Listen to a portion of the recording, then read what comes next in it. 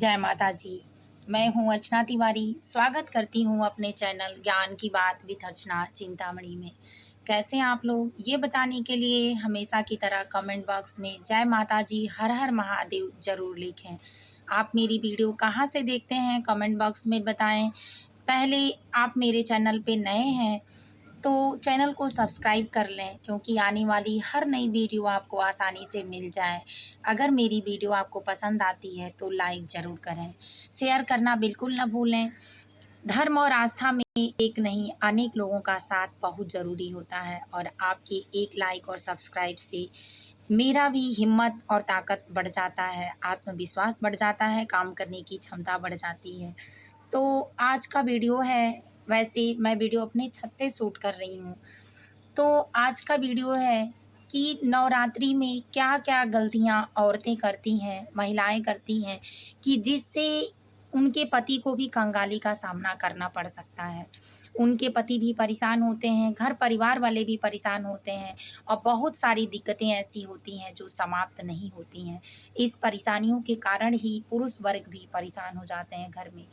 तो महिलाएँ सबसे पहले जानते हैं, वीडियो में एंड तक बनी रहिए, बहुत ध्यान से सुनिए, क्योंकि जीवन के कुछ पहलू ऐसे होते हैं कि जो आपके सारे पहलुओं का निर्माण करते हैं। यानी पेड़ जड़ से ही, बच्चे से ही लगता है और बुढ़ापे तक जाते-जाते पेड़ में फल भी लगते हैं। लेकिन अगर वही जड़ मजबूत नहीं है तो फिर आने वाला हर जड़ खराब है। तो इसके कारण आप जानेंगे कि घर में महिलाएँ क्या-क्या करती हैं कि जिन गलतियों के कारण पुरुष को भी भुगतना पड़ता है। तो ये वीडियो बिल्कुल पुरुष वर्ग हों चाहे महिला वर्ग हों, बिल्कुल ध्यान से सुनें और अपनी गलतियों को अगर करते हों तो सुधार लें। सिर्फ़ पूजा करने से, मंत्र पढ़ने से, मंत्र का उच्चारण करने से, व्रत उपवास करने से घर में लक्ष्मी का वास नहीं होता है और दिक्कतें समाप्त नहीं होती हैं। कुछ आदतें भी ऐसी होती हैं कि जिनको छोड़ने के वजह से सारी परेशानियाँ दूर हो जाती हैं और इन आदतों की परेशानी आपसे ही शुरू होती है और आपसे ही समाप्त होती है। तो इन सारी बातों को जानेंगे, आसानी से एक के बाद एक बात करेंगे जो बिल्कुल अच्छे से आपको समझ में आए। तो चलिए शुरू करते हैं बिना देर किए। सबसे पहली बात ये कि महिलाएँ घर की लक्ष्मी होती हैं, घर की सरस्वती, दुर्गा, काली होती हैं। 9 दुर्गा की पूजा बाद में करें, सबसे पहले घर की महिलाओं की पूजा करना शुरू करें, अगर पुरुष वर्ग गलती करते हैं तो। तो माता लक्ष्मी स्वयं प्रसन्न होकर आपके साथ हर रूप में आएँगी और आपके घर परिवार में आर्थिक तंगी, बीमारियाँ, परेशानियाँ जो भी होगी सब समाप्त हो जाएँगी। लेकिन ये गलती अगर पुरुष नहीं करते हैं और महिलाएँ करती हैं इन गलतियों को, तो ध्यान से वीडियो में बने रहिए और सुनिए कि औरतें क्या-क्या गलतियाँ करती हैं जिसके कारण उनके पति को अधिक से अधिक परेशानियों का सामना करना पड़ता है और उनको परेशानियों को भुगतते-भुगतते अंत में ये हार मान लेना ही पड़ता है कि जीवन हमारा इसी लायक है या हमारे कर्म का दोष है, हमारी किस्मत का दोष है, हमारे भाग्य का दोष है और हम ऐसे ही हैं। तो चलिए शुरू करते हैं। ये जानिए कि महिलाओं की सबसे बड़ी गलती कि शाम के समय नवरात्रि में तो ये चीज़ बिल्कुल ना करें। शाम के समय गीता के अनुसार, गीता सार के अनुसार, गीता के माध्यम से भी ये सारी बातें आपको बताई गई हैं। बस आप लोगों को थोड़ा ध्यान देना और पढ़ना और गतिविधियों को जीवन के जानना है। गरुड़ पुराण के अनुसार भी अगर ये काम महिलाएँ करती हैं तो निश्चित उनके घर में दिक्कतें पैदा होती हैं और सारी दिक्कतों की जड़ औरतें भी होती हैं। कहा जाता है कि औरत घर की लक्ष्मी होती है, मर्यादा होती है, इज़्ज़त होती है, संस्कार होती है, सम्मान होती है, लेकिन अगर यही चीज़ उससे बढ़ के होने लगे तो सारी चीज़ें खराब होती हैं। तो इसलिए सबसे पहले जानेंगे कि औरतों की ये गलती विशेष गलतियों में जाती है, तब माता लक्ष्मी रुष्ट हो जाती हैं कि शाम के समय अगर घर के दहलीज पर, दरवाजे पर सबसे पहला नियम कि शाम के समय दिन डूबते समय यानी दिन जब अस्त होता है, तो उस समय घर की महिला अगर घर के दरवाजे पर, दहलीज पर, गेट पर बैठकर या खड़े होकर किसी से बात करती है या किसी को उस समय कुछ देती है, तो इससे आपके घर की लक्ष्मी रुष्ट हो जाती हैं और पैर तक दरवाजे पर नहीं रखती हैं। दूसरा, अगर कोई महिला गरम चूल्हा जिस पे आपका भोजन बनता है, अगर वो चूल्हा गरम है और उसको मिट्टी से लीप देती हैं या पोंछ देती हैं, भाप निकलता है, तो उसमें दोष लगता है और पति को आर्थिक तंगी का सामना करना पड़ता है।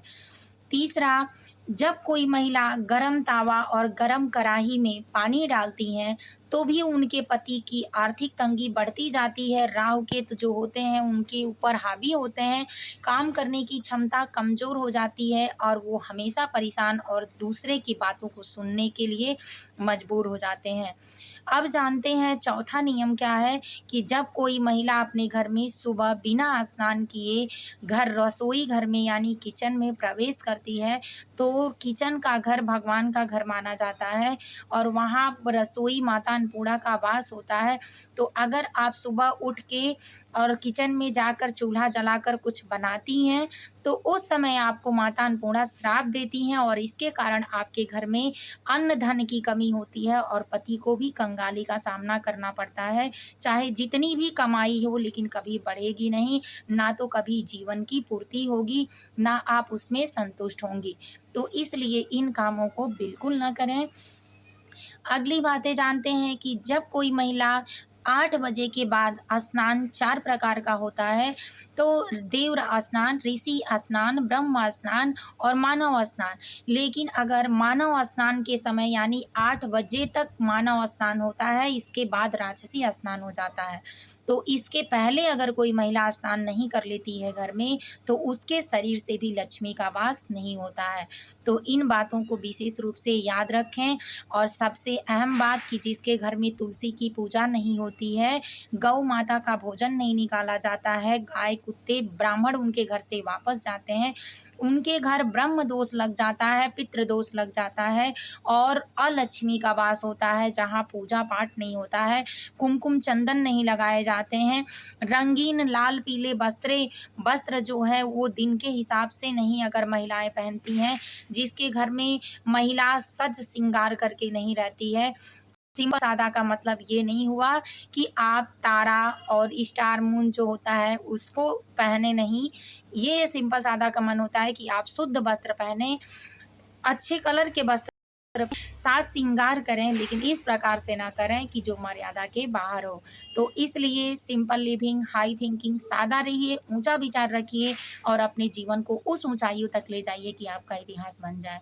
लेकिन इन बातों को विशेष रूप से औरतों को ध्यान में रखना है कि अगर वो चाहती हैं कि आपके पति की तंगी दूर हो जाए, उनके बढ़ते कदम और आगे जाएँ, उनके नौकरी में उनकी उन्नति हो, उनकी परेशानियाँ कम हों, तो इन बातों पे विशेष रूप से ध्यान रखें कि ये गलतियाँ बिल्कुल ना करें। अब चलिए जानते हैं कि सबसे बेस्ट नियम क्या है कि तुलसी जी की पूजा करने वालों के लिए भी क्या-क्या होता है। तो तुलसी जी की पूजा कई इतनी महिलाएँ हैं कि जिसकी वजह से उनको भुगतना पड़ता है। जैसे तुलसी जी की पूजा में विशेष नियम है कि आप जब रात में सो के उठती हैं यानी पति के साथ भी आपका संबंध होता है, तो सुबह उठती हैं तो तुलसी में बिल्कुल आपको जल, पानी कुछ नहीं डालना है, छूना तक नहीं है, उनसे दूर रहिए क्योंकि ये विशेष गलतियाँ होती हैं कि कुछ महिलाएँ गमले वगैरह में पानी नहाने से पहले ही डाल देती हैं या उनके पत्ते तोड़ लाएँगी चाय में डालने के लिए, चाहे और सारी चीज़ें क्योंकि मैंने भी बहुत लोगों को देखा भी है। तो ये गलतियाँ बिल्कुल ना करें क्योंकि माता तुलसी पवित्र होती हैं और उसमें उनमें लक्ष्मी का वास होता है। तो जो ये गलतियाँ पुरुष वर्ग या महिला वर्ग करते हैं, रविवार को, मंगलवार को तुलसी का पत्ता तोड़ते हैं, एकादशी को तोड़ते हैं, उनको जल देते हैं, परेशानी में रखते हैं, तो तुलसी सूखने लगती हैं और श्राप देती हैं। आपके घर की तंगी हमेशा बनी रहती है। इसलिए इन बातों पर विशेष रूप से ध्यान रखें और नवरात्रि के 5 नियम ऐसे हैं कि जो महिलाओं को विशेष ध्यान देने चाहिए अपने घर में। आप पूजा पाठ मत करिए, लेकिन अगर नियमों का ध्यान देती हैं और सही कर्म करती हैं, तो सिर्फ़ पूजा पाठ से पेट नहीं भरता है, कर्म सबसे बड़ा क्षेत्र है। आप कर्म के साथ भगवान का ध्यान लगाइए, तो कहते हैं लोग जैसे सोने में सुहागा होता है और जीवन में 4 चाँद लग जाते हैं, उसी तरह से लग जाता है। लेकिन अगर सिर्फ़ आप कर्म करती हैं पूजा पाठ वाला ही, तो अच्छे से करें और नियम से करें, आपका कर्म भी उसी से निर्धारित हो जाएगा। तो इसलिए आप नवरात्रि में इन बातों का विशेष ध्यान रखें कि कन्याओं को जब अपने घर में बुलाएं तो किसी कन्या को याद रखें कि रुलाकर या किसी परेशानी में न भेजें, उनको सुव्यवस्थित तरीके से उनके घर पहुंचाएं। कलश बिल्कुल नवरात्रि में हिलने नहीं चाहिए, आपके घर में जूठे बर्तन नहीं रहने चाहिए, साफ सफाई का विशेष ध्यान रखें। अपने निकाल के कपड़े बिल्कुल ना रखें, कपड़े घर में बिना धुले हुए कपड़े घर में तो एकदम ना रखें, जूठा बर्तन रात में मत रखें। और गाय को जो भी भोग लगे उसके हिसाब से या अपने हिसाब से गाय को भी दरवाजे से बिल्कुल निराश ना जाने दें, कुछ ना कुछ गौ माता की सेवा किया करें। इससे आपके घर की उन्नति होगी, विकास होगा और आपको जो परेशानियां चल रही हैं वो परेशानियां, कष्ट जो होंगे वो दूर हो जाएंगे और ये परेशानियां आपको उनके भाग्य का जो धन देना होगा वो भी भगवान आपको देंगे, क्योंकि जिस हिसाब से लोग खर्च करते हैं उसी हिसाब से भाग्य और वृद्धि बढ़ती है। और जितने लोगों की आप सहायता करेंगे, जिस जिस के लिए कमाएंगे, आपके कमाई में उन्नत उतनी ही होगी। तो उम्मीद है कि मेरी वीडियो आपको पसंद आएगी। अगर पसंद आए तो लाइक कर लें, चैनल को सब्सक्राइब कर लें। फिर मिलेंगे एक नए वीडियो के साथ, नए ज्ञान के साथ। तब तक के लिए वीडियो को यहीं एंड करते हैं। कमेंट बॉक्स में मेरी वीडियो कैसी लगती है आपको ज़रूर लिखें। जय माता जी, हर हर महादेव। उम्मीद है कि ये जानकारियाँ आप अपनी पत्नी तक, अपनी बेटियों तक ज़रूर पहुँचाएंगे, क्योंकि घर की महिला ही लक्ष्मी है।